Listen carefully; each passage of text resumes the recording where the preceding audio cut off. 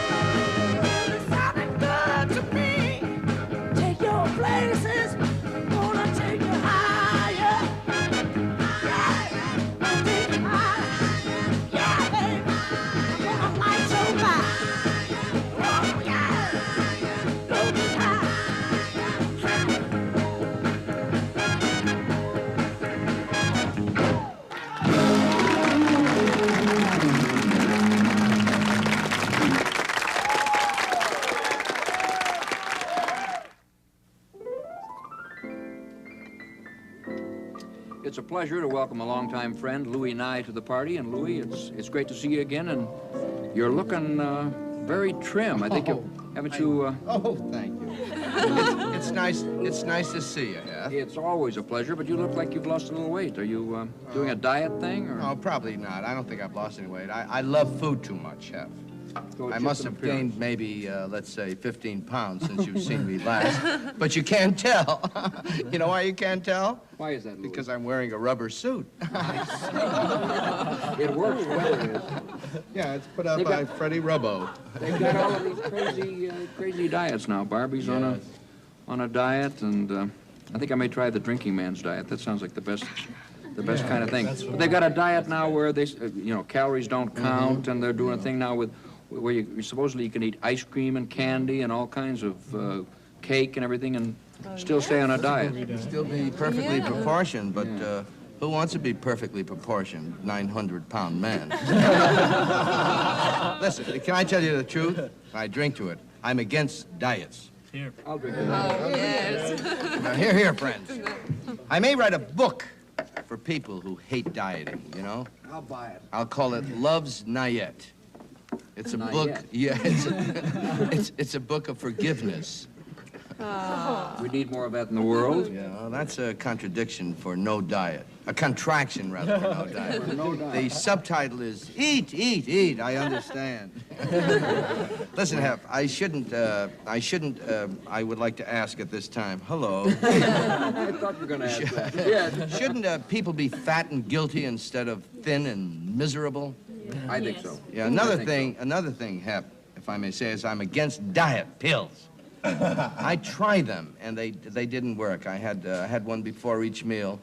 That's, let's see, that's 10 a day. That's not the way to diet, Lou. But, man, I've got a great thing. I'm going to write it up in a magazine article. Maybe you could put it in Playboy. Oh, goody two-shoes. Because this thing combines a sex urge with a food urge. Oh. You cure both at once. I don't It's like called... that part. Oh, you don't? Oh, silly boy. You know what it's called? It's called Take a Head of Lettuce to Bed. Oh, I almost forgot my present. Yes, well, all this conversation is making me hungry. It is? Yes, This is my most treasured possession. It's called The Weak Man's Bookie. diet book. Yeah, it was willed to me by King Farouk. You can get hungry at 9 and just open a book and you'll feel better. You just groove with it. All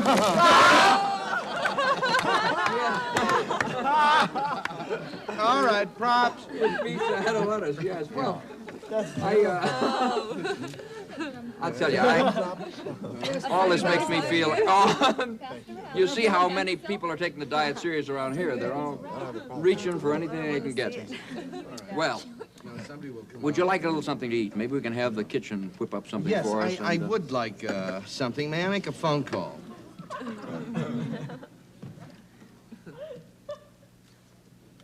Music? Can we have a little music for his phone call, please? Hello, Sam's Delicatessen. Sign up an order of love.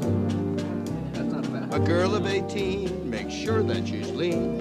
A side order stars up above. I'll put the phone down. And listen, Sam's Delicatessen. See if the moonbeams are fresh. Send a girl who'll make my heart quicken. And half a boiled chicken. I swear by each knish up above that I'll love that order of love.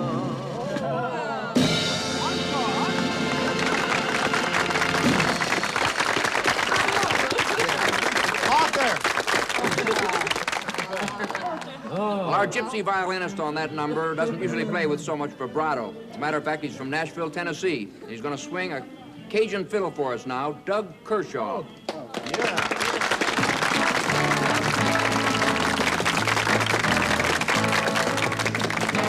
Diggy, diggy line, diggy, diggy do, fell in love in the pedo-do.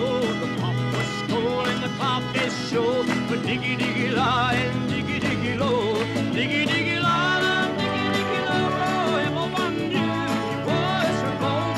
Nobody else could ever show so much love for diggy, diggy low.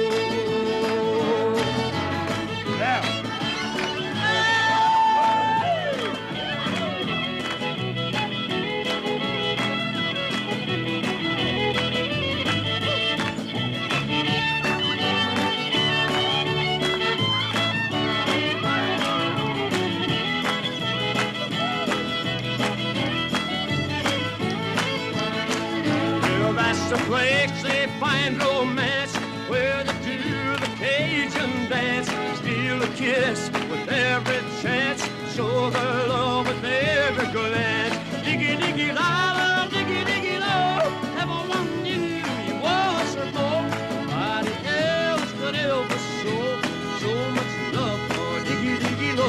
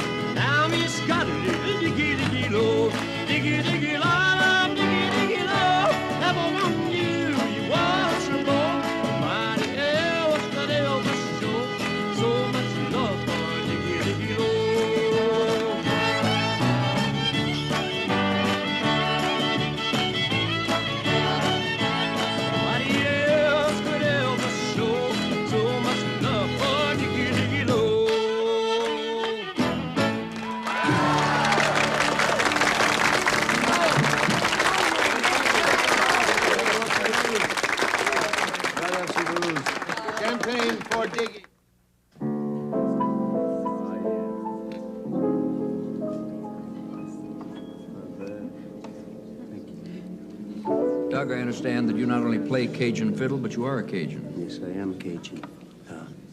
Our people, the Cajun people, I should say, are from Louisiana. That's where I was born. You came from Louisiana originally.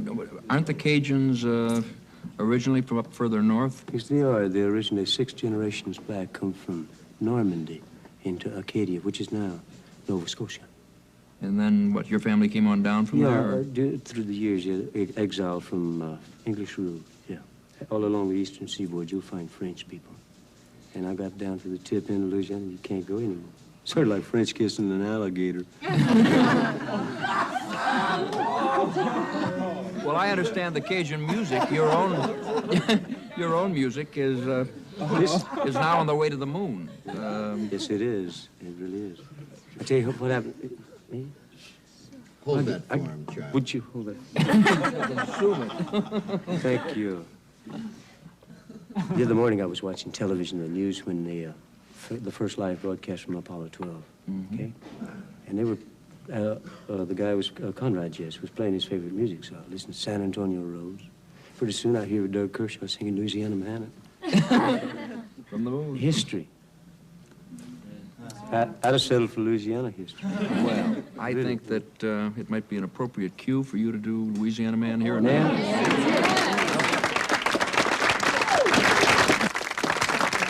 Long hair music. Can't write a hit joke every time.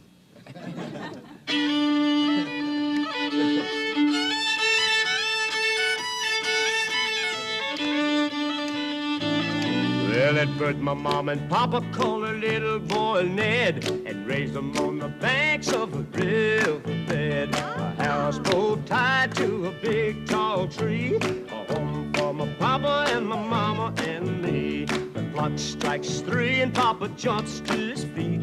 Already mama's cooking papa something to eat. At 1:30, papa, he's ready to go. He jumps in his Bureau, head down the bayou. He's got fishing lines strung across the Louisiana River. Gotta catch a big fish for us to eat. Setting traps in the swamps, catching anything he can. Gotta make a living, he's a Louisiana man. Gotta make a living, he's a Louisiana man. Muskrat hides hanging by the dozen. They make the muskrat's good. Got 'em out drying in the hot, hot sun. Tomorrow papa's gonna turn 'em into mud.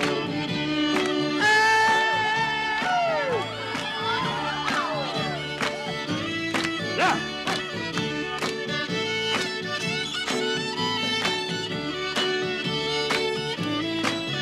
Well, they call my mama Rita and my daddy Jack. The little baby brother on the floor, that's Mac.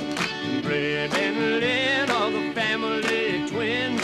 Big brother Eddie's on the bayou fishing. On the river float, Papa's great big boat. And that's how my Papa goes in the town.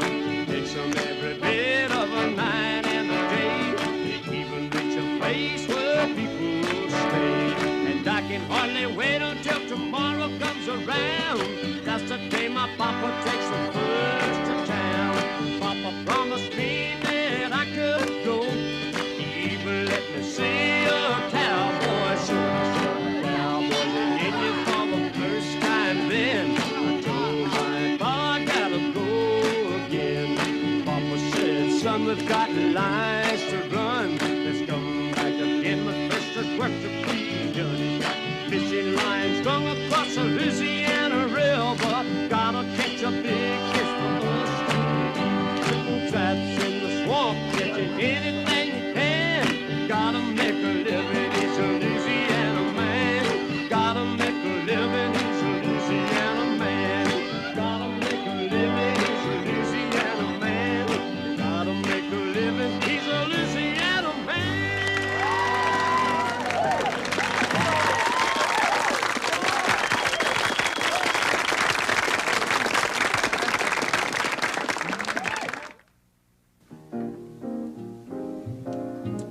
We're relaxing here in the library with two of the most interesting people in show business today, Rex Reed and Patty Duke. And I don't think either one of them need much introduction, but Rex, as you know, is one of the most controversial, interesting, and important, I think, critics of the day, who very recently has gotten involved in the other side of the business, starring in Myra Breckenridge. And I'd like to start things off here by reading a little excerpt from Rex's new book, Conversations in the Raw, which is from his interview with Patty Duke, where Rex says, Okay, Rex. she does come on like a pint-sized Jimmy Cagney. But, Nice. But That's stick nice. around. But That's stick around, nice. you can hear the heartbeats. It's the only way people will listen. When she was a kid, all her interviews were conducted on sheets of mimeographed paper with stock answers. If anyone asked how it felt to be a child star, she would turn to answer number 40. Now, I suspect, knowing how Rex works, that when Rex interviewed you, you probably... Now she writes all the questions. and the answers. Well, it's interesting to have both of you here this evening at the same time, because Patty has been in the business since, how old were you when you first... 7. 7 years old. It'll be Really, 16 a years lifetime. the end of this week. Incredible. And Rex, of course, established himself as a critic and now finds himself on the other side of the camera. And what is that like? Yeah. Are you wondering about the reviews of the film? Well, Personal mine reviews? will be, I'm wondering what mine's going to be. That's what I meant. Smashing. Smashing. Everybody gets a... I'm thinking of doing a whole review and only talking about myself. Well, there have been a lot of rumors that, you know, that one of the motivations in getting into this thing was you know, the chance to really do a review, possibly a book about Myra Breckenridge, and Well, you think there may be a I book in it? Oh, there's a book in it. I don't know whether I'm going to write it or not. No, there's a book in it, but I don't know. I feel like I'm privy to such confidential information about the picture that it might be a little bit like blowing the whistle on everybody. What are you laughing at? Oh. That's never been one of his problems in the past. I was never the subject before, though. Yes? Right. You think it may be too self-revealing?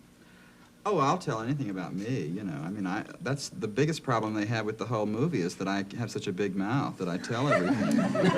But, you know, I'm just kind of worried about telling it about everybody else, you know. Well, how did the other performers in the film feel about that, knowing, you know, this double life that you live? Just about every other day, Raquel Welch makes some kind of marvelous comment on the set, and then she always turns to me and says, "Don't print that the book."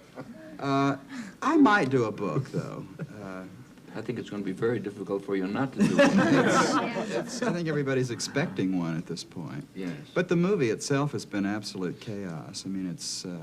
Well, if you were going to pick one film, you know, for this time, you really picked I guess so, because this movie kind of represents the last death rattle Of the old Hollywood. Yeah, I mean, the millions of dollars that are being pumped into this thing. You know, one afternoon, we have a rather unusual director, to say the least, and he came to the set one day and says, "I don't feel like shooting anything today. I think I'm just going to shoot food." So they went out and they bought $2,000 worth of food for him to show on camera. You know, and that's all we did that day. There are many, many days when we, well, one day I arrived on the set and I was told on the call sheet to report to stage 8, and I walked into stage 8 and the whole place was completely empty except for 2 extras who were sitting there. And one of the things I've learned in Hollywood is that extras are not called extras, they're called atmosphere. So,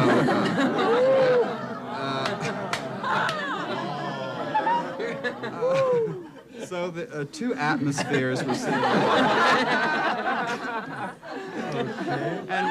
and one of them, I said, "Where is everybody?" And they said, "Oh, they didn't like it here. They decided to go away somewhere." I said, "Well, where did they go?" And they said, "I don't know." So I had to go to the production office and find out where everybody was. They were down on the Western Street, and they were shooting something else. It wasn't even in the script. So every day you arrive, and you don't know what you're going to say that day. Everything is written on the set. It's all improvised. Many, many times we get there, and we don't get a shot before 4:30 in the afternoon. And then they wait until 7 or 8 at night when you have bags under your elbows to come in for the close-ups. You know? It's just wild. I've never been involved in anything like it. There's another curious parallel here. You did Valley of the Dolls. Sorry for mentioning it, but... Thank you. I accept your apology. In amongst your excellent films. And, you know, somewhere in between there. And I'm sure, I think I know Patty well enough, and, you know, where she's at to, I think she'd agree with that. But now they're doing something, and that's also 20th century, isn't it? And now they're doing something They have else. a suicide wish over there at that studio. Well, a lot of studios do these days. But they're now planning a new Valley of the Dolls, which I'm sure you've heard about. Yes. Which sounds like I think it's beyond the Valley of the Dolls, right? It's beyond all comprehension. It's a sexploitation. It has No, it isn't nothing to beyond do with comprehension Valley at of the all. Dolls. Make a bloody fortune. Yeah. And See, that's the exactly what real. they're going to do. They're not pouring any money into it. Russ Meyer's going to do it. And it's going to be a skin flick. But that's the real tragic thing about Hollywood right now, is that people are so willing to jump on the bandwagon and do whatever they can to make money. Even though the people who are making the films don't believe in them, they'll do anything to make a buck, because the movie business is in such a weird position. One of the things that makes it particularly interesting and weird, and maybe offers some hope, is that that the old formulas don't work anymore. The films this year that are making the money are not the pictures that they've done with the old formulas. It's Yes, the but unexpected things by independent producers. Yes, but some of them are also very good, and That's my point. And I'm all for independent filmmaking. I think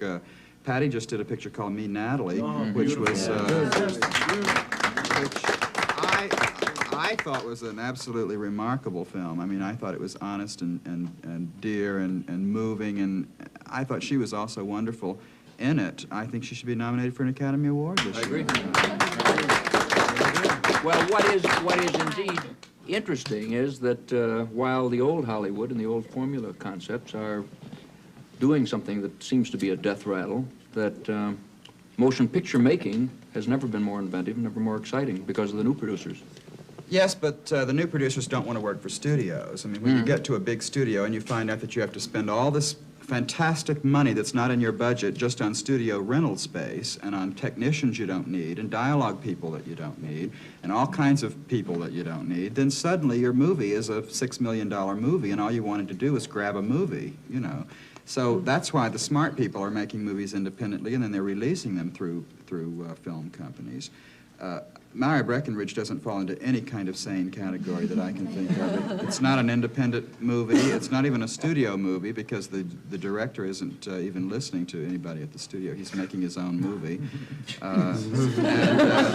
Which nobody's sure about. Oh, I've got to ask you what it's like to simply, you know, and apart to all the other curious things about the film, what it's like to be the alter ego of Raquel Welch. In other words, I assume that everybody knows that Rex plays Raquel in another form. So to speak. I don't think we look a thing alike. I'm not going to even ask how they managed to come up with the casting. No, I tell you something. When they originally approached me with the idea of doing this thing, personally, I liked the book. I thought it was a very interesting book. I thought it made a very interesting comment on the sexual identity crisis and so forth. But it was great for reading. I didn't necessarily want to play it. You know, I mean, you can do. Otherwise, it's the Christine Jorgensen story. You know, Right. so I wasn't about. I understand they cast, didn't they? Weren't they not casting, but didn't they test some? Oh, they were testing everybody from the drag queens to Anne Bancroft. Now, just a second. All right, Ain't Annie Sullivan anymore. She also ain't a We're going to drag take a queen. little break for just they a minute. They were trying everything, you know. We're going to take a break for just a minute, and when we come back, I've got a little game that I'd like you to play. Great. No. I don't get to explain why. Bill I from saw here. Playboy. Not that kind of game. I think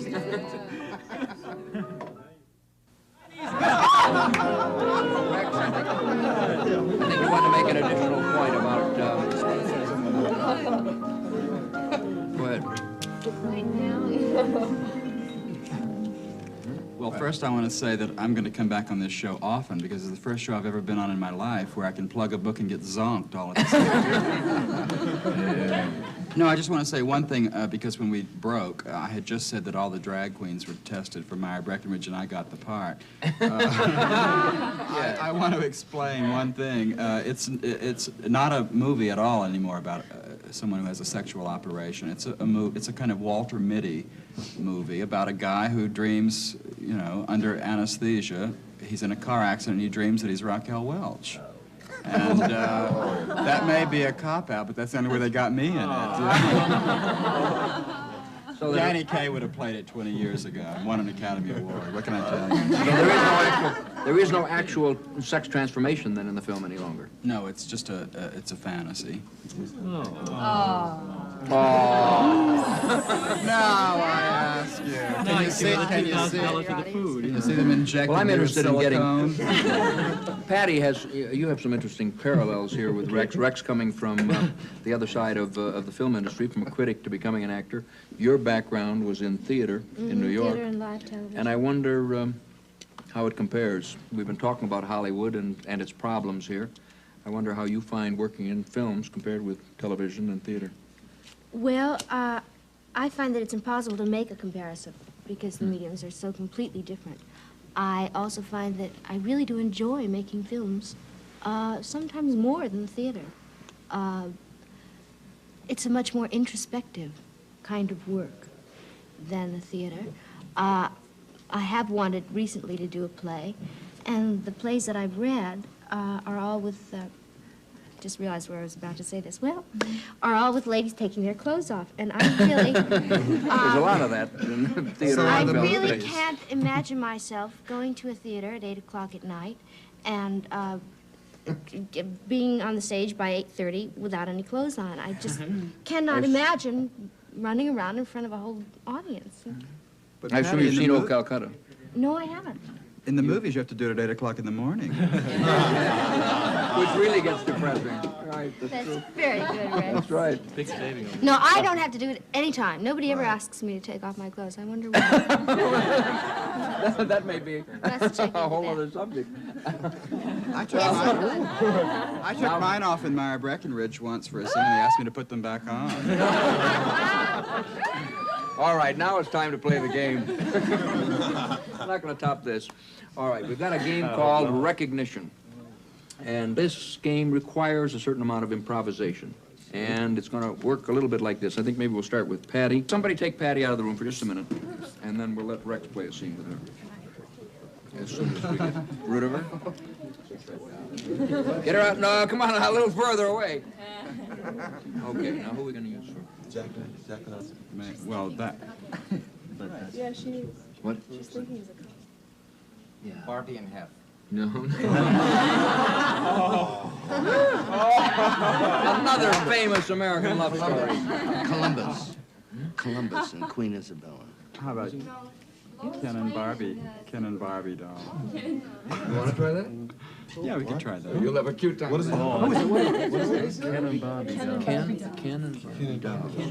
Ken and Barbie doll. Yeah, it's good. Okay? Okay, that's good. Okay. You're going to have a great time with that one. That's a nice switcher. Why did I say Okay, that? Patty, yeah, you're going to have a great a single thing. Who could? I'm glad you suggested it. Patty? Come on in, dear. I didn't like the way you were all laughing. Right here. We've got a good one for you. Oh, I bet you have. Oh, hi there. Have we been formally introduced? Is that a clue? Oh, start now? Start right now. Hello there.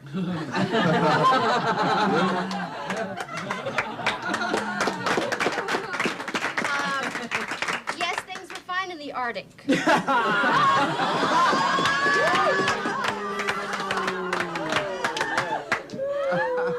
We do very well there, too. I know you're a penguin, so stop doing that.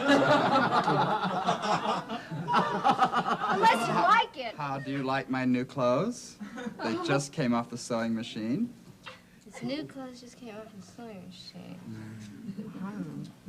A little after yours, but they made the same shipment. You're doing very well at Disneyland. You're a penguin. Are you going to die when you find out what it is? Things are Disneyland. I hear we just bankrupted Mattel. I hope it's not a sponsor. It's a doll. And we... Barbie doll. No.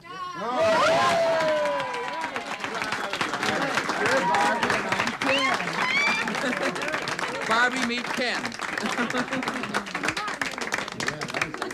All right, God, that was very good, Rex. that was very good. He's a doll. Okay, Rex, why don't you split for a minute, and we'll let Louie play one with you.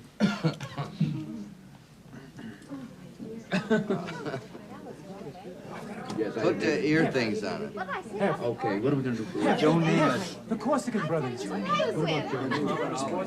Yeah, well, that's Yeah, it. let's That's Joe it. Neiman. And who? The Jet football player. Well, he can be anybody talking with him. In other words, you're simply talking to him as a fan or anybody that you want to be. Okay? Who? I'm a fan. Who's Joe? You'll have to give him a clue. Should we call him? Okay, Rex. Bring Rex on back. Come on in. Let's go. That's hard to get too much done. Here we go.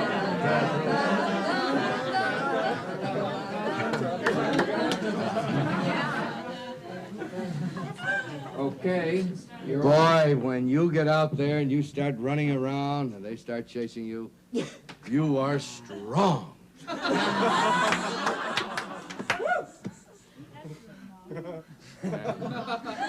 A lot of, Do you work for a newspaper? No, not at all. So it's not Clark Kent. I think we have to Remember, we're move trying to down. figure out who you are, Rex. Yeah. You're trying to figure out who you Oh, I am. Yeah. Oh, I forgot. I thought I knew. There's certain things, when you stand there and they start charging at you and you lean back and you start running and then people start falling down, America goes crazy. They start saying, what a guy. Oh. Women weep and send mail. I'm sure they do, but... Rex, try to play the part even though you don't know what the part is. Oh. All right. Getting closer already. Well, it's, it's very tough work, but the money is good.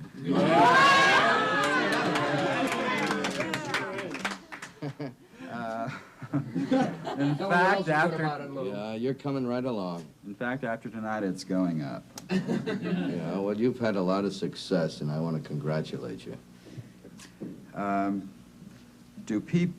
I'm doing this all the time, obviously. Mm-hmm. Do I ever have time to rest? I mean, I would say you rest in the most delightful manner. Yes. That's important. And then sometimes, well, yes, We describe it I'm as... lying down a lot, right? I imagine that's part of the bag. Tell him how big he is on Sundays. Yeah. Oh, I'm very big on Sundays. Sundays all over the country, they put down the paper and they start looking. I'm last. There you are.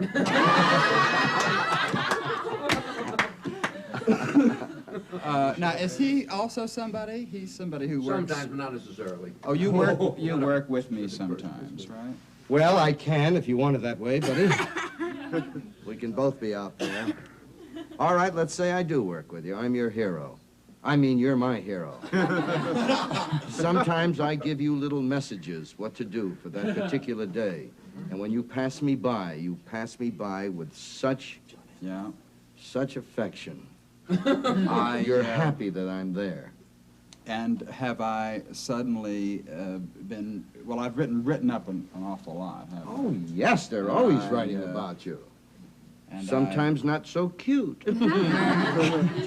Especially if Rex Reed is writing.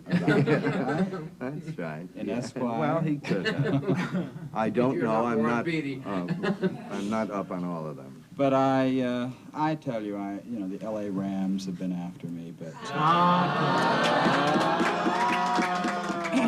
I can't give up my bar. There you go.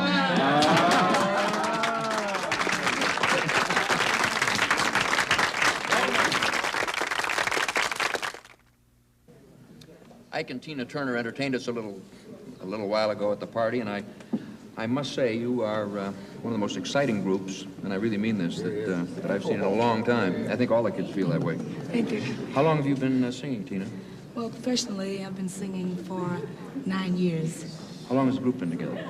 9 years. We've kept 9? the That same was the group, starter. not the same personnel, but the same amount of people since 1960. Well, it's really wild, and the way you work together is really wild. Thank you. Now, the word soul has become kind of a popular term related to the music scene today, but you've got a word of your own, grease. Right. And I'm not familiar with it. What? Well, let's see. With me, see, with cooking, like when you boil your vegetables. Well, I understand grease with cooking. Okay. Yeah. Well, so we're gonna use cooking first. In order to boil your vegetables, you still must have the grease, right? Right. It starts from the cooking at home. Right. Okay, so I have a term of saying like, nothing was no good without the grease. So that's from there. I do. Now with another way of saying the grease is that most black people, when we say things, we say it top surface. We don't cover it, or we don't go around. We say it like exactly what it is. Like it's nothing like, say for instance, sweat. Just like Ike was saying earlier, he said, you don't perspire, you sweat. Right. So in other words, when you say grease, it means getting down to the nitty-gritty, the actual thing, not hinting, just saying exactly it like what. it is. So in other words, I would love it if, and I know that the kids would, if you would once again do it like it really is. Right. Would you do another number?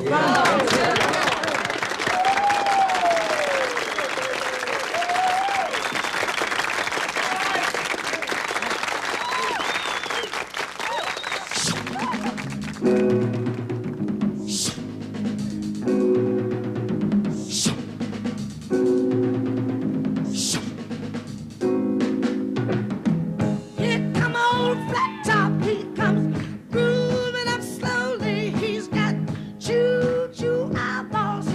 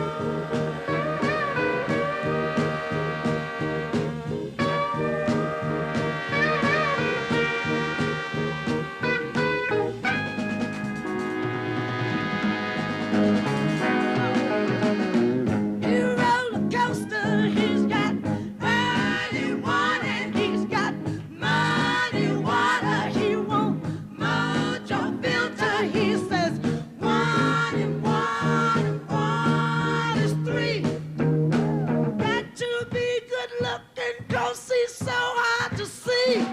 Come together right now over me.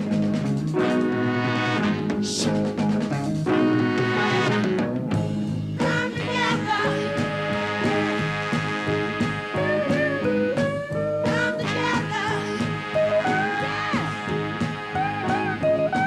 Come together. Closer together. Yeah. Come together. Yeah.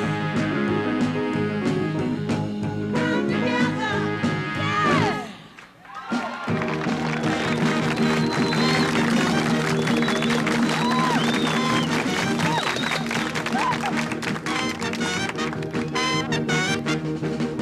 After the job in the city, working for the man every night and day, and I never saw so minute of sleeping, worrying about the way things might have been. Big wheel keep on turning, proud man keep on burning, running, running, running down the river, running, yeah, running down the river.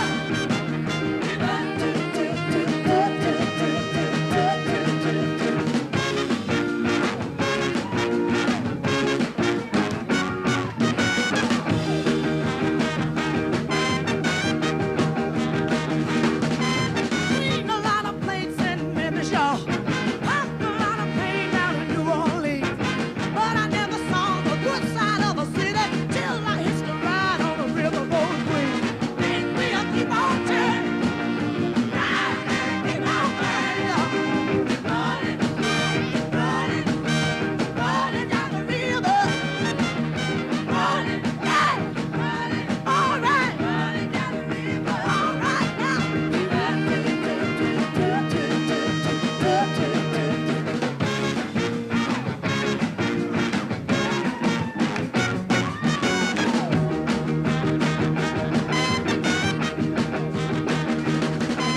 If you come down to the river, that you're gonna find some people who live. You don't have to worry if you got the money. People on the river are happy to give. Big wheel keep on turning, round and keep on burning, rolling, rolling, rolling down the river, rolling, yeah, rolling, all right, rolling down the river, rolling down the river.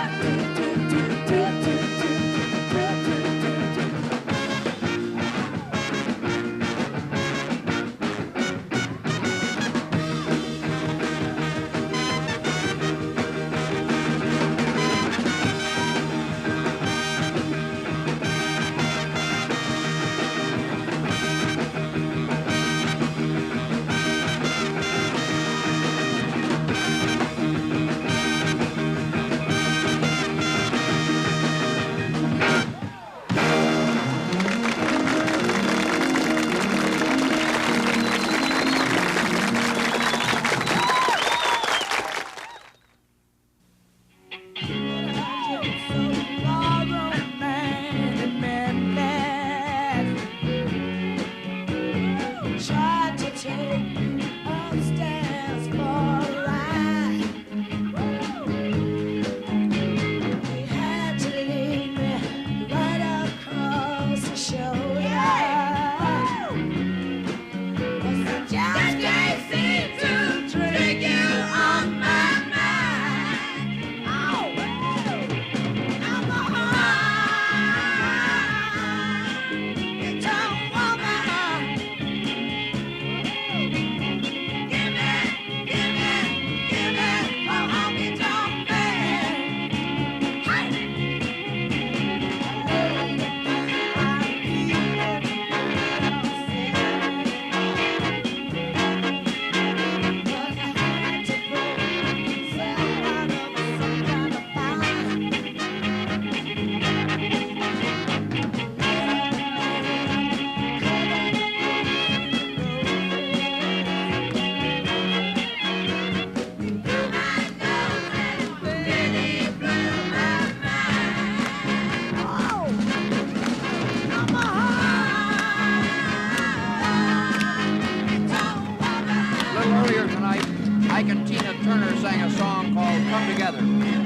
that idea. So let's do just that again next week. Good night.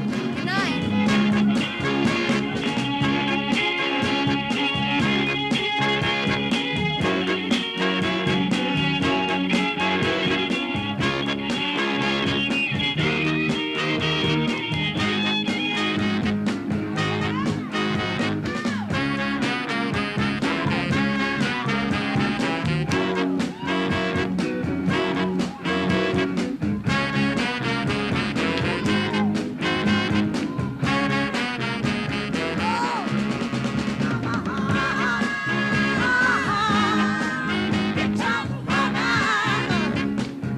TWA, who now fly around the world via the Atlantic or Pacific from 40 U.S. cities. Take your choice, the USA, Europe, Africa, or Asia. TWA serves them all.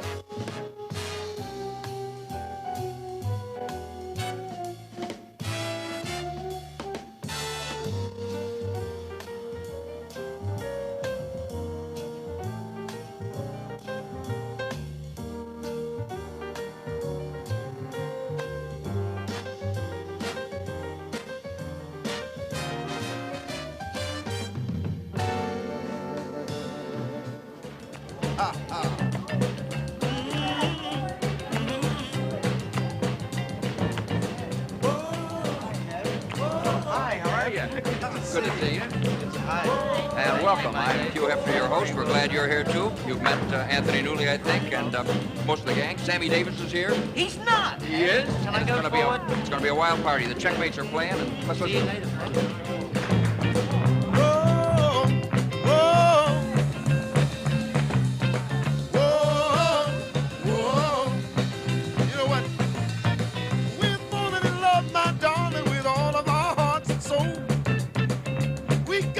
So well, I want the whole world to be whole. A love like ours, baby, must have a special place. Come on up. I got the answer, baby. Wear it on your face. Wear it on your face. Hey. Work it out, Sam. Let's do that.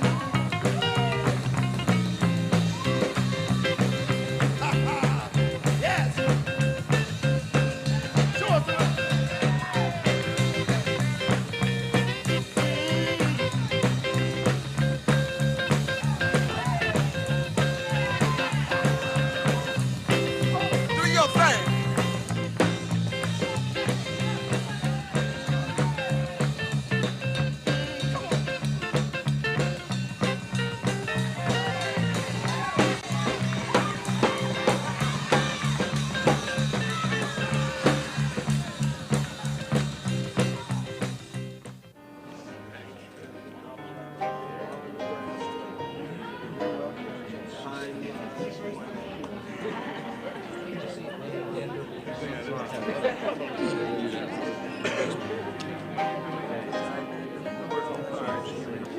Some of these paintings are really great, especially that one. Who did it?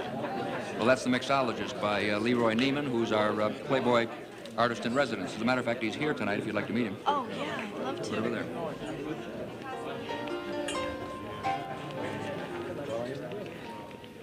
Lee, enjoying yourself? Wonderful, wonderful. I've got a fan here. This is Nancy Roberts, and she was just admiring one of your paintings on the wall. Well, she just was just drawing Bill Cosby, and she's blocking the way, and I enjoy it very much.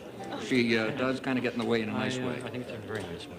You've been Playboy's artist in residence doing the Man at His Leisure series for almost 15 years now. You feel that man has developed any better at enjoying his leisure than he once did? Well, the main thing I've probably found out in these going around all these polo forays and these watering holes all over the world and all that has been that you can pretty much determine a man's problems by the pleasures that he selects. You know, like today, the entertainment and leisure requires a great deal of sacrifice, a great deal of inconvenience, a great deal of expense.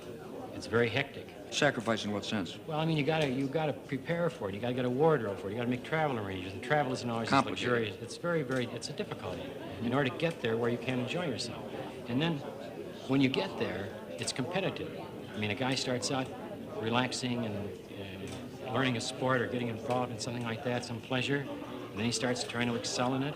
And he starts competing with his friends. Before you know it, why, you know, the guy, it's like the aristocracy was all through the centuries. The aristocracy, sporting life and love games and all that stuff with the aristocracy, all through the centuries was competitive. And that's what man faces today. If he wants to enjoy himself, he's got to get out there. In many ways, I think on a worldwide level, as a matter of fact, we're moving into what might be considered a worldwide renaissance, where man is going to begin to have more time to really enjoy himself and begin to develop new meaning for avocations. Yeah, he'll carry his regular life into it, and that's going to really become a part of his life. Well, of all the glamorous scenes that you've depicted for Playboy over the years, which single one do you think you might like to put yourself into if you could? Well, I've been in Monte Carlo and Vegas, like say for gambling, and the great racetracks, the Emerald race courses, and all these. I mean, any place that's expensive or posh, I think I've been there. And I think that I personally identify with one of my first loves as a kid with prize fighting. I go to the big championship fights all the time. I remember those days when we used to watch them together. Sugar Ray and all that. That's right. That's right. And I identify with the fighter answering the bell, the big fight.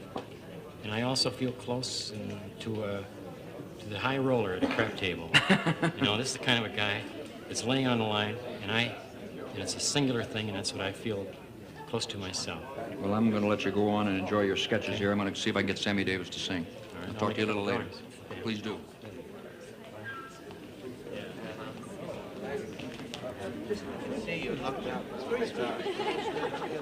Samela. Hello. Are you enjoying yourself? Hello. As usual. Dressed to the teeth as usual? When they said party to me, I thought, I began to feel kind of silly because Tony's here with... I feel silly because somebody said we're... That's the way it is with our parties, as you well know. You know, it's everything from bikinis to the formals and all that stuff in between. Yeah. No, what happened was I gave up ties. I gave up ties and shirts and like that and the tuxedos like that about 2 years ago. So the last time I saw you, as a matter of fact, you were wearing a tint. That's it. He came in. That's the true. wildest outfit you ever saw. Captain. That's right. Well, you just got finished with Golden Boy in New York and Chicago and London. Yeah. And concerned as it is primarily with what I think is it's a worldwide problem, but particularly related to America today. How did the English react to it? Did they? It was wild. We loved it. I can say that, Yeah. Tony was well, there. Tony's international. I knew he would enjoy it. An international Jew, you may say. The original one. There are many of us.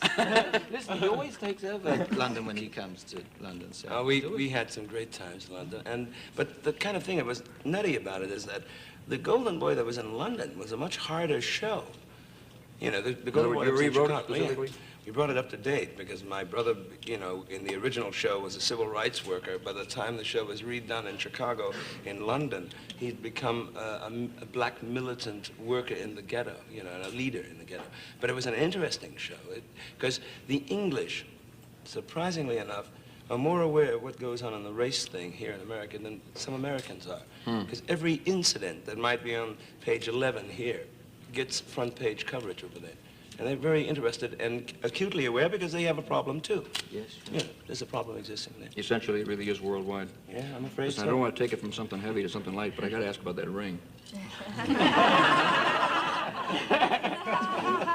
Now, everybody does theirs thing. I'm sorry, I asked. This is my ring. It was, no, this is a ring. It was given to me for a birthday. My birthday was a few weeks ago. And I was in Vegas. And a jeweler friend of mine had it made up. He said because it was a gargoyle. You know, he said it kind of looks wild like street you. Fighters. And it's a great fist fight. Bow! Well, I understand you got a whole new wardrobe that you're doing now for your act, too, and a mink coat. Oh, yeah, we got mink coats. But that's the fun of it. Don't you understand? If you start something out, man, and you got nutty things, my man over there, he keeps us cooking. Yeah, but I know, because when we met at the factory the first time, I looked at him and I went, yeah, that's my man. That's half the fun of it. I understand you're going to do a new, well, you're going to do a film version of Yes, I Can for Warner Brothers, is that right? Yes, and it's going to be a big picture, supposedly. I'm very afraid of that. I'm very afraid of, because it's got to be handled kind of special. But I think I'm very happy and pleased. But we're doing a sequel to Salt and Pepper. So I understand. Yeah. What are you going to call it? Yeah. I don't know. Pepper and ketchup and vinegar. Ketchup and vinegar. But I do know that Jerry Lewis is directing it. Jerry's going to direct. Jerry's going to direct, and Frank Tashlin is writing the script. And we'll be back in England for 10 more weeks. Well, while we got you here. Wait a minute, before you ask me that. Can I get my old place back at the Playboy? Well, you know that. Ah, come on, Phil! When he's in London, he lives. When he's in London, he's got a penthouse right there above the Playboy Club. I tried to get the room. Little mob scene there. All right, now I got to ask the question. We got you here, and we would love to have you sing, if you will. Yeah.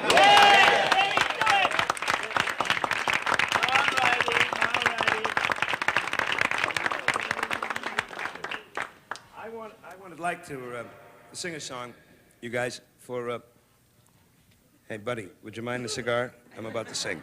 Thank you very kindly. No, it couldn't be.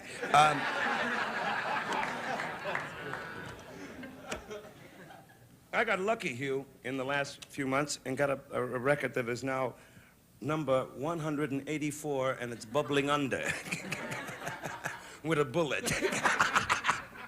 Don't you love show business record talk? He's got a bullet, baby. That's it. We'd like to do it for you, for all you people. George?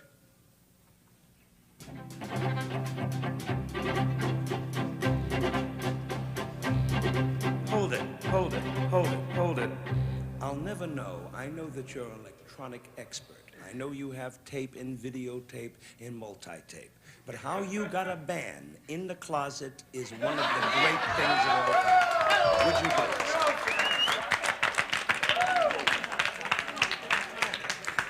All right, we're going to do a number now. Would you, would you please? And watch that closet at all times. Hold it. Would you please hold it just a minute, George? Would you hold it? Hey, buddy, could you cool it with the cigar? I'm about to sing.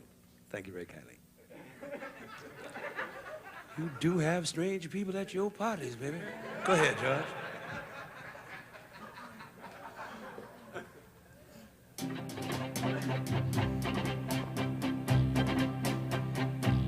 Whether I'm right or whether I'm wrong, whether I find a place in this world or never belong, I gotta be me. I gotta be me. What else can I be but what I am? I want to live, not merely survive. And I can't give up this dream of life that keeps me alive. I gotta be me. I gotta be me. The dream that I see makes me what I am. that faraway prize. The world of success is waiting for me. If I heed the call, I won't settle down or settle for less. As long as there's a chance that I can have it all, I'll go it alone. That's how it must be. I can't be right for somebody else if I'm not right for me. I gotta be free, I gotta be free, daring to try to do it or die. I gotta be me, I'll go it alone. That's how it must be. I can't be right for somebody else if I'm not right for me. I gotta be free, I just gotta be free, daring to try to do it or die. I gotta be me.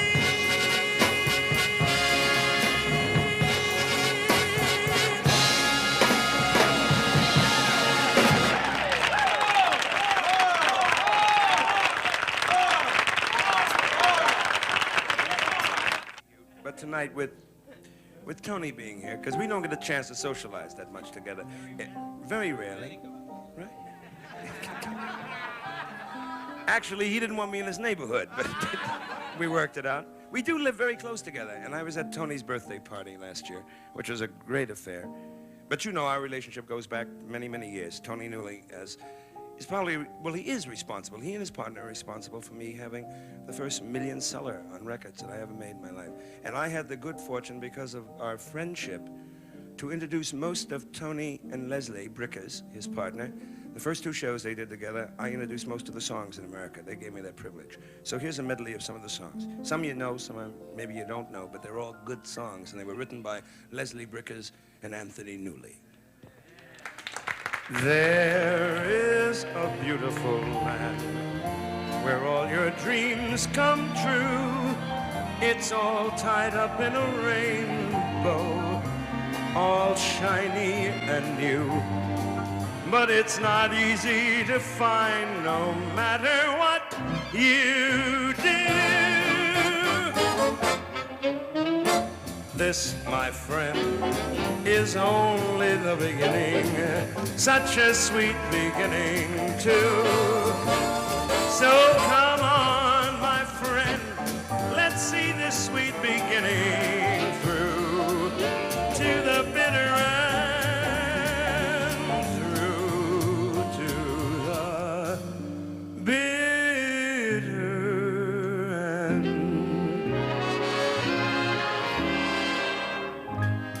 Why should someone nice like you, Evie, fall in love with one like me? But if I could live twice, I'd make life paradise for someone really nice like you.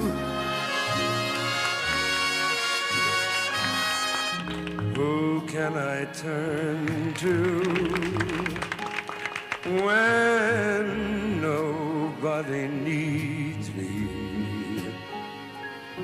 My heart wants to know, and so I must go where destiny leads me.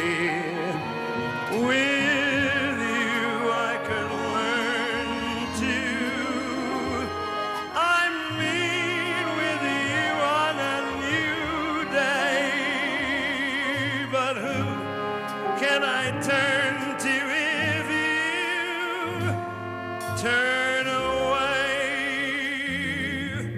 Go, George.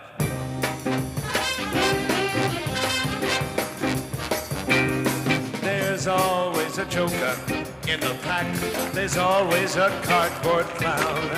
The poor lonely fool falls on his back, and everyone laughs when he's down. There's always a funny man in the game. He's only funny for your sake. Everyone laughs at him just the same. They don't see his lonely heartbreak. And they don't care as long as there is a jester, just a fool, foolish as he can be. Always a joker, that's a rule. But fate deals the cards, and I see that the joker is me. Well, the joker is me. Yes, the joker is me.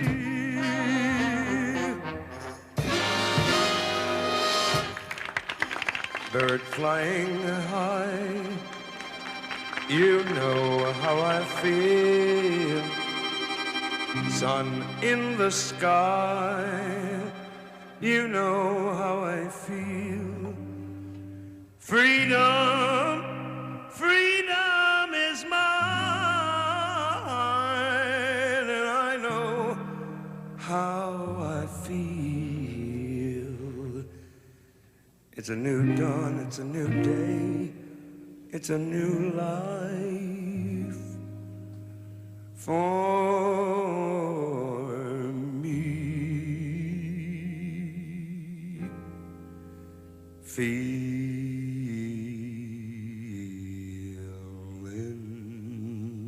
good. So let me build my mountain up on a little hill.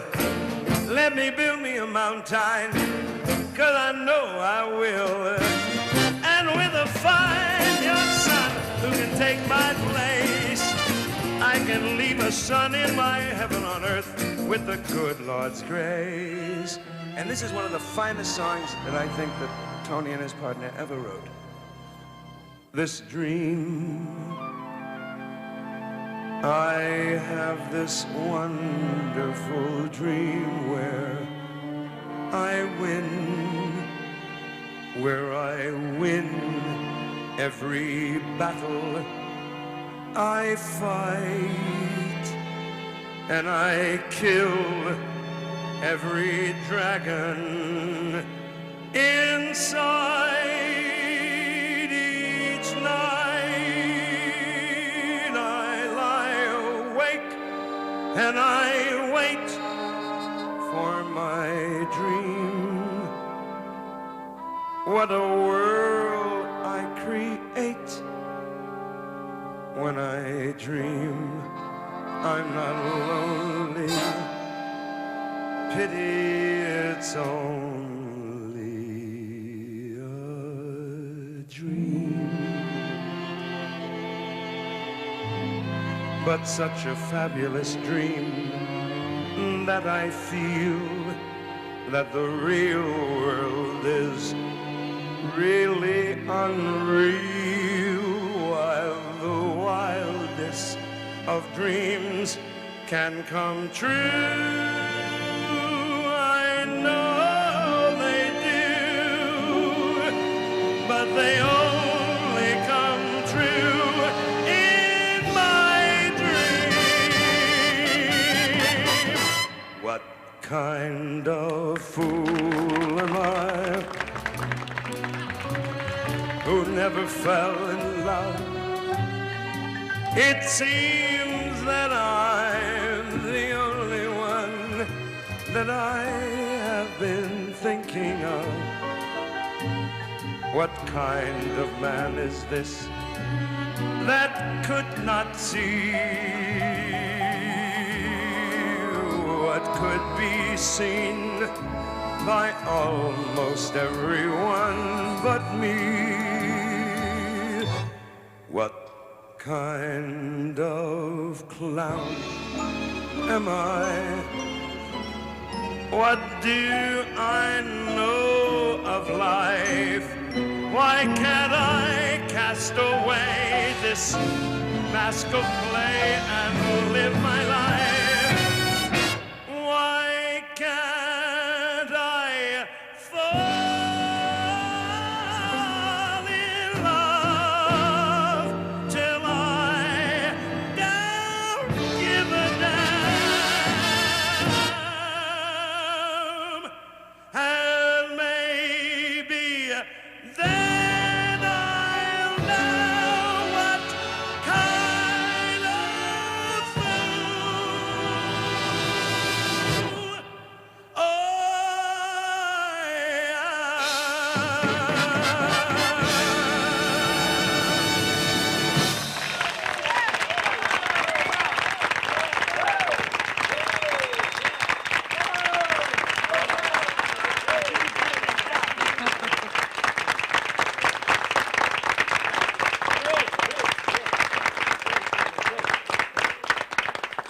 really, I'm speechless. Well, wait a minute. Let me tell you something. How would you like to be me and run into a cat that you'd never met? You come to London thinking, hey, I'm an American and I got it going pretty good. And 10, 12 years ago, nobody knew over here the name. Right. And suddenly you go see a show, and a mutual friend by the name of Lionel Blair introduced us, and I find out he wrote it, he directed it, he starred in it, and it scared me literally to death. I really mean that. Because to me, this is the man. You see what I mean? I really mean it. As a matter of fact, that collection from those two shows, the songs in those two shows, up against anything that was written in the pop music in that period of time.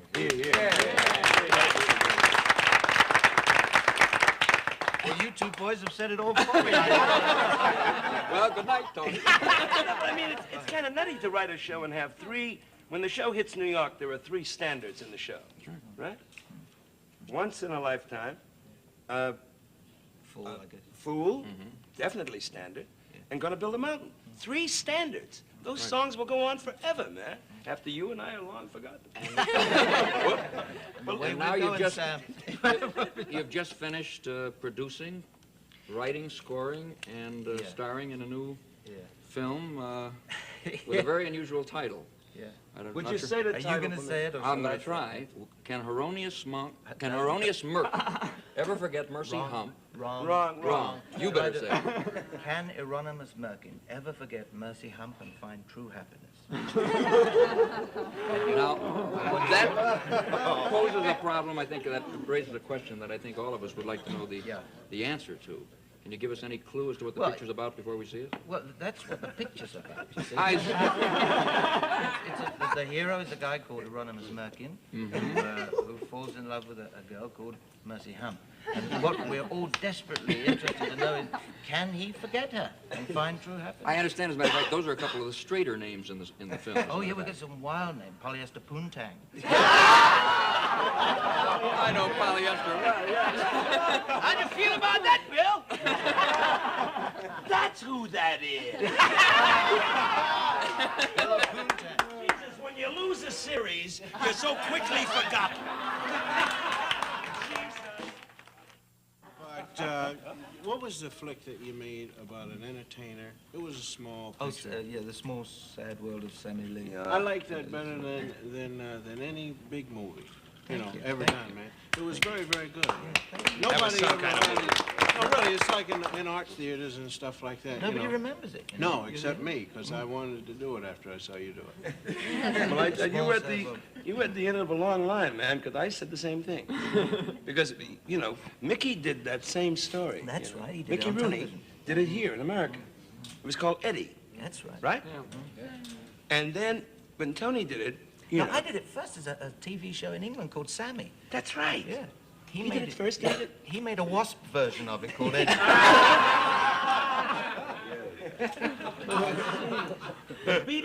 You remember the one thing that I loved beside the character portrayal that you did and all of that, and he was just so honest. And this cat we both know in England so very well. He's universal, but the little Cockney guy, man, who gets in trouble. He's an MC in a strip club, That's you know, it. and he comes out, he has to tell jokes to these terrible men who are just waiting for the girls to come on, and he's in hot to the mob for about 500 pounds.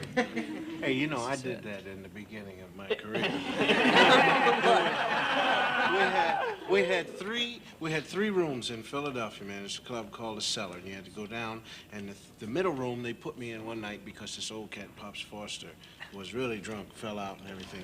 And I went in, and the routine I was doing was about Shakespeare.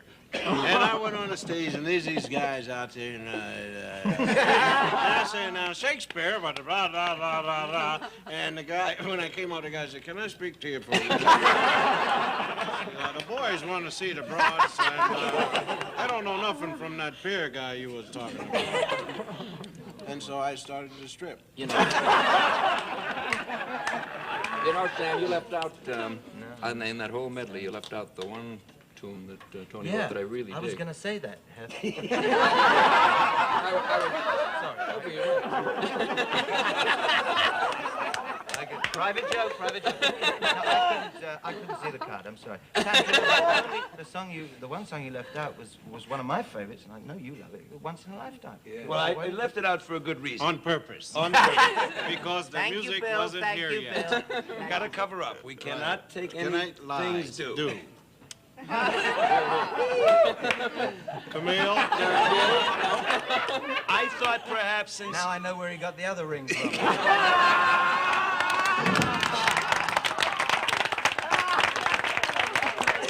I thought perhaps you'd do the thing yourself. No, Bobby, I'll do it if you do it. All right.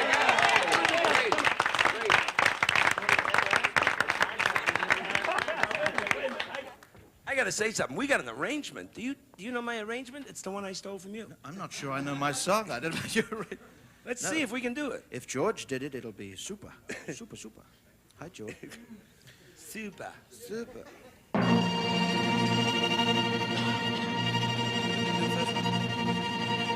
Just once in a lifetime, a man knows a moment. One wonderful moment when fate takes his hand. Well, this is my moment. Oh, it's gonna be one of those. Once in a lifetime when I can explore a new and exciting land. Once in my lifetime, I feel like an eagle. I fly like a cradles as though I had wings.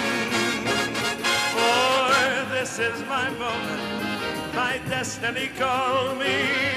And though it may be just once in my lifetime, I'm gonna do great things. This is all that makes.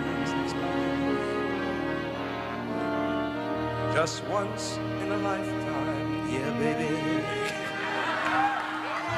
A man knows a moment. One wonderful moment when fate takes his hand. And this is my moment. My destiny calls me. And though I'm about just once in my lifetime. Once in my lifetime, I feel like a giant. I soar like an eagle, as though I had wings. And the cheatless nation, my destiny called me. and though it may be just once in a lifetime, I'm gonna do great things.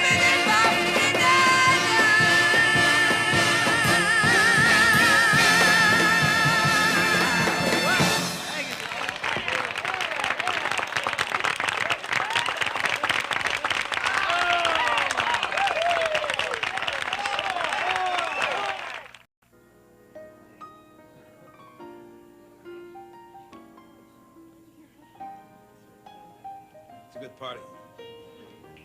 When you're here, it always is.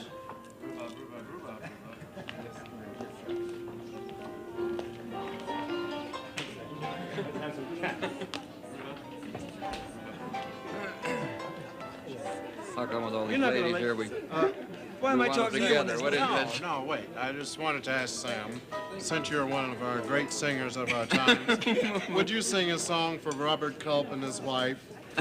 We prefer to hear Because. Because? Is this a request? You know the song Because. Is this a request or This a is a demand? request.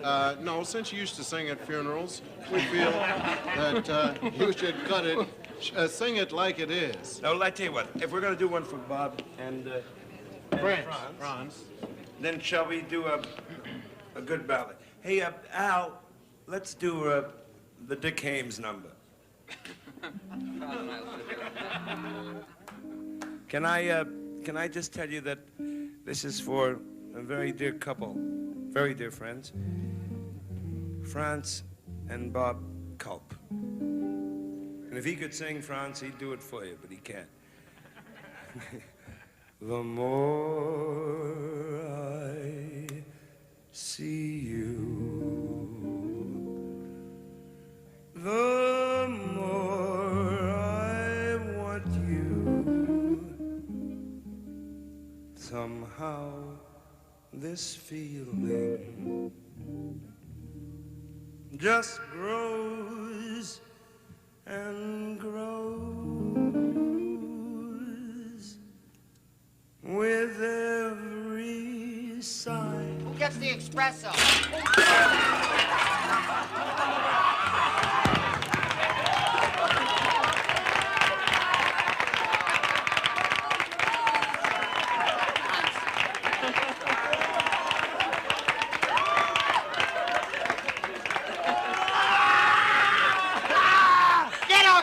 What you were doing. Clean up this mess. Wait a minute. What? Oh, come on.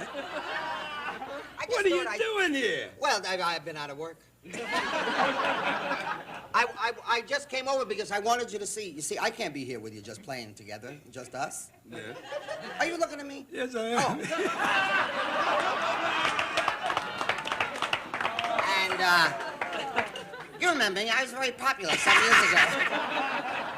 You silly nit. I just brought over your co-star, Peter Lawford. Oh, you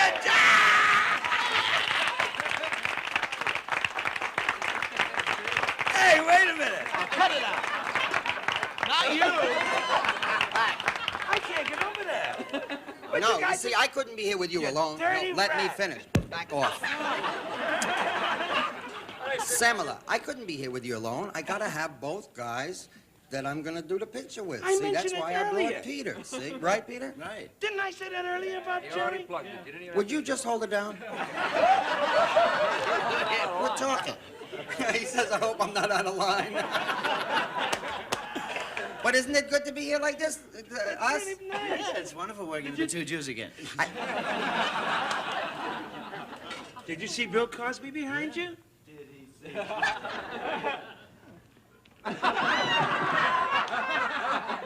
Well, I see all your show. Hello, Albert. you know Peter Langdon? Newley? Oh, for God's sakes! Did you bring back some of the money we lent you? Isn't this groovy? How about some of the tea you stole? Well, so these two Jews fell off a camel. Wrong. You go ahead with the number. Well, here we are, folks. This is going to be very loose. Everybody jump right in. Back at Rebecca at Sunnybrook Farm. And all of the folk are here. I want to thank you for... We'll get on with it. I don't know how you got this cat to come over with Peter, but it was really a surprise. It really was. Well, he knew you were here, and he wanted to be part of us. I knew about it 2 weeks ago. They called me and told me you were doing it 2 weeks ago, and they asked if I'd like to surprise you, and I said, golly. Right. Sometimes I come up with longer ones than that. Hi, like chocolates? How did you two guys, we talked about it just a little bit earlier, but you're going to do... Here, pay attention, little guy. I just want to find out if she likes chocolate.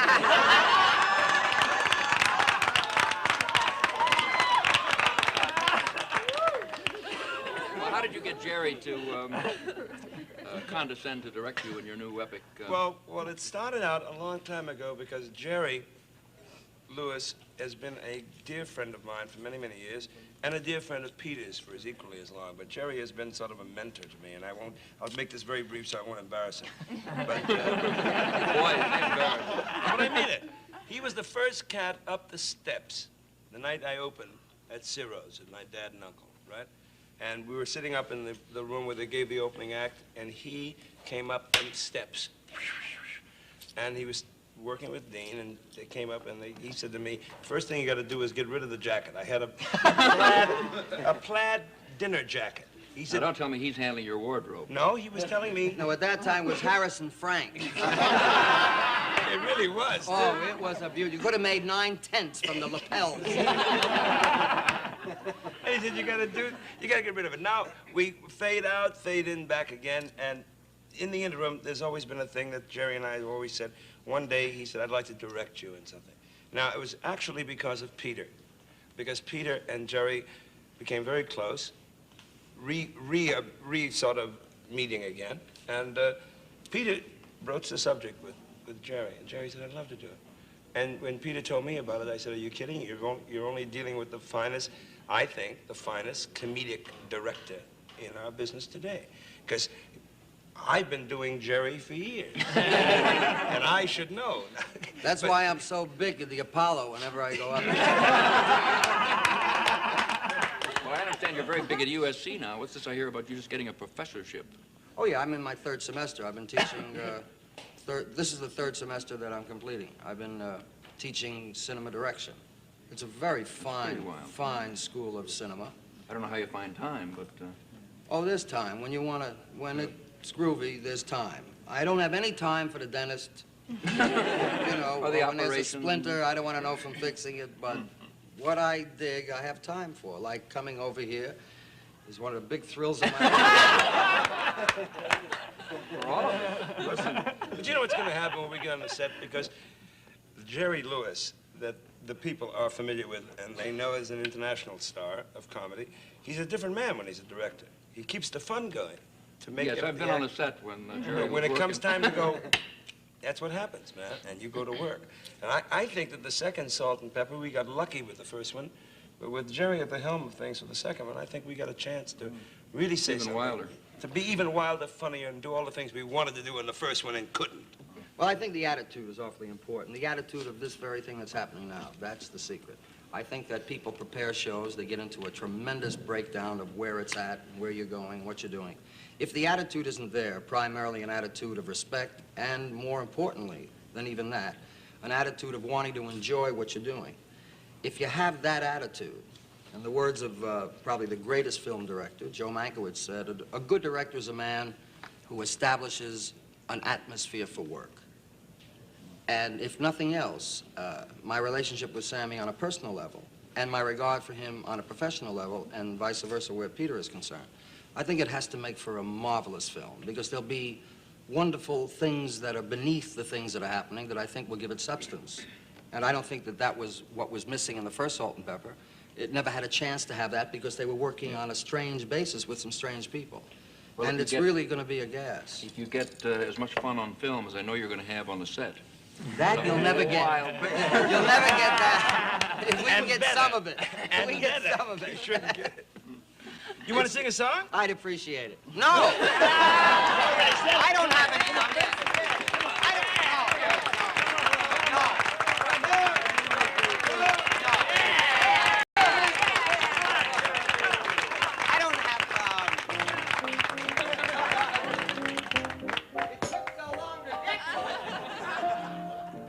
Why was I born? Hello, hello, hello. In some secluded synagogue. No. What? Want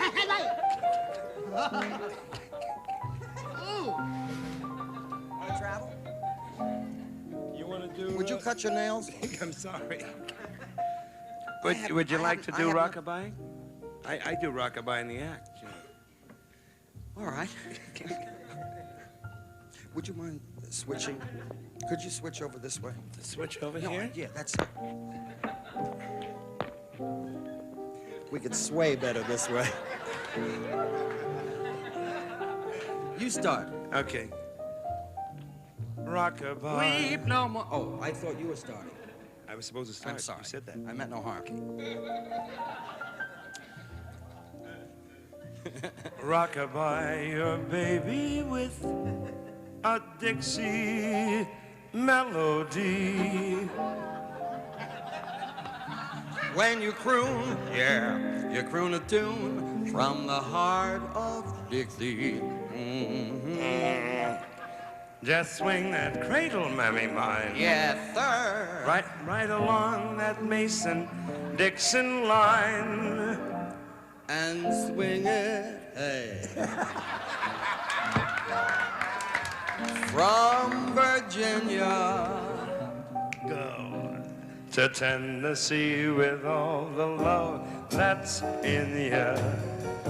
Weep no more, my lady.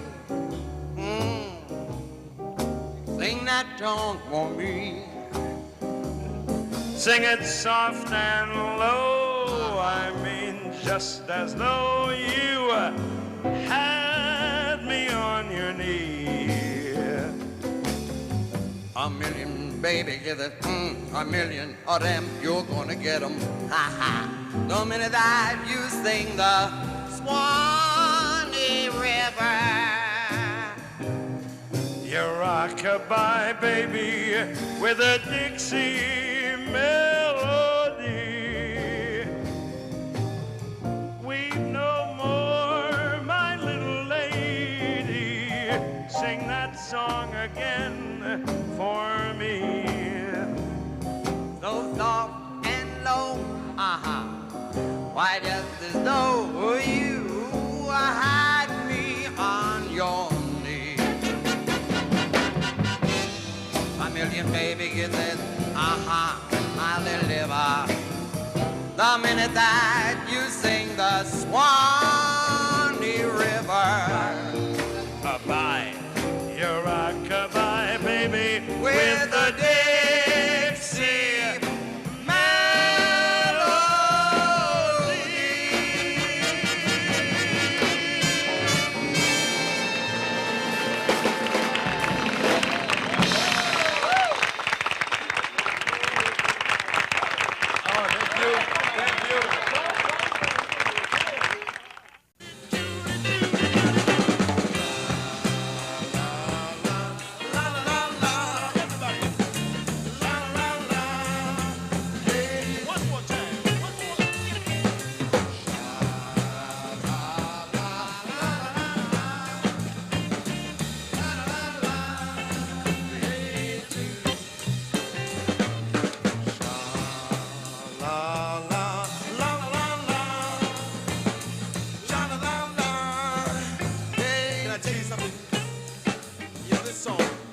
Actually very good for relieving the social pressures in the world today. My mother always told me that if I ever got uptight and couldn't handle myself, the best thing to do would be to just go somewhere and very quietly lock the door and say, sha la la la la la la sha la la la. Hey. So let me tell you something.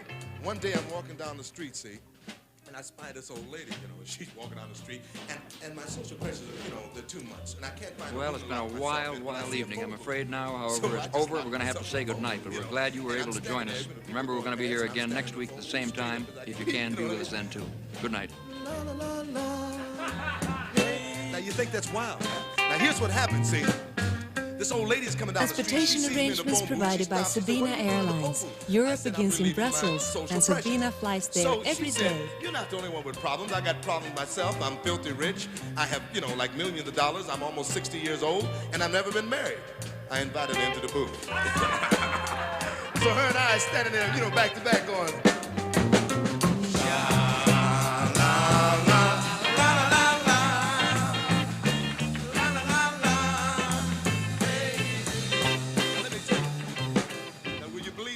She says she's never been married. I didn't have the money. I told her she's got the money, I got the time. So we decided to get married, but we didn't want to have a square marriage, with that Here Come the Bride jazz. So when we came walking down the aisle, I had her checkbook in my pocket, and she had my wedding ring, which I borrowed from Sears and Roebuck, on her hand. We just held each other's hand as tightly as we could and looked in each other's eyes and said,